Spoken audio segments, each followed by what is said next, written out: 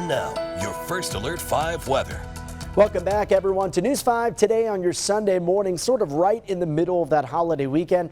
And unlike yesterday, today a little more activity from Mother Nature. We'll see some mountain showers and storms developing around the lunch hour.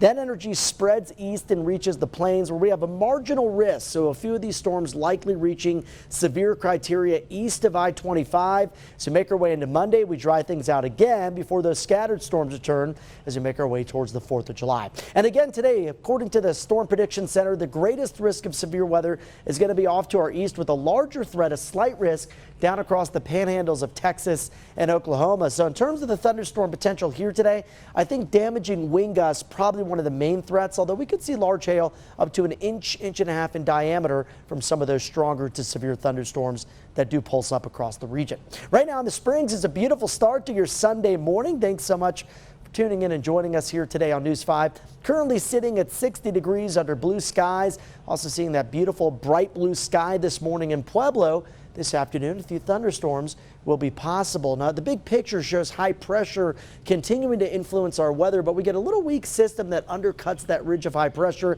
It's pretty common this time of the year. We get that energy that develops in the mountains.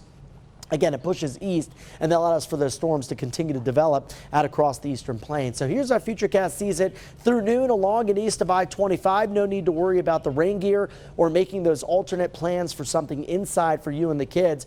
But out across the high country, already getting some showers that begin to pulse up. Look what happens between noon and 3. That energy reaches the I-25 corridor. Don't think we'll see much of a severe threat here today, but some of those storms that do grow pretty quickly could produce maybe some small hail, lots of that dangerous cloud to ground lightning, as well as some locally heavy rainfall. But the main threat, as I mentioned, a little farther east, especially the southeast plains today. That looks like a pretty good storm around 6 this evening. Parts of Baca County. Storms should begin to taper off after about 6, 7 o'clock, with that rain pretty much coming to an end after sunset. Then as we shift our focus to the 4th, area of low pressure over Canada will swing a cold front our direction, and that's going to lead to more widespread storm chances. Now, Tuesday is sort of a transition day, and a lot depends on the timing and arrival of that next front. But behind the front, we get that better upslope flow, the better instability, and that means a more cool, unsettled day as we head back to work on Wednesday. Let's talk about that fireworks forecast, though. First, we'll be in the mid-60s at 6 p.m. Right around 8 p.m., still some lingering showers possible in the Pikes Peak region, but I think we're going to dry out just in time for those fireworks to shoot off into the night sky. Most of those displays happening between about 9 and 9:30 in the evening. Highs today on the 2nd day of July, hotter than yesterday, 90s making a comeback across the southeast plains, right near 90 for Canyon City, 85 today in the Springs. We'll call for some isolated showers today and then some scattered afternoon to evening thunderstorms Tuesday to Thursday. But check out the heat on Monday, worthy of a breakout here on your Super 7-day forecast, even before the lunch hour, already into the mid-80s. And by 2 o'clock in the afternoon, it will be downright hot and sunny as well. For Pueblo, we've got a few isolated storms today. We're dry and hot on Monday, still feeling the heat on Tuesday before those thunderstorms arrive. And then behind that cold front, we drop all the way down to 79 for a daytime high on Wednesday. Check out the roller coaster ride. Lots of variety here in Canyon City.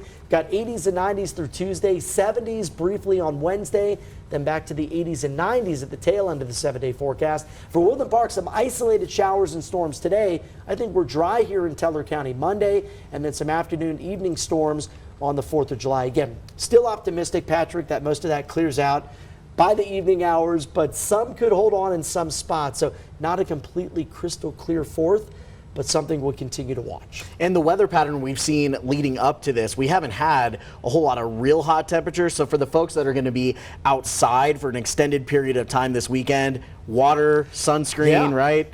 All good advice. And sunglasses too. Yeah, absolutely. But yeah, you're right. Lots of sunscreen, and because of our elevation, the sun angle this time of the year, you've got to reapply. I would do it every hour or two at least. Wow, that's such good advice. Yeah. It's so easy to just apply it once and kind of set it and forget it, but yeah, you find out in a hurry you're not. Right.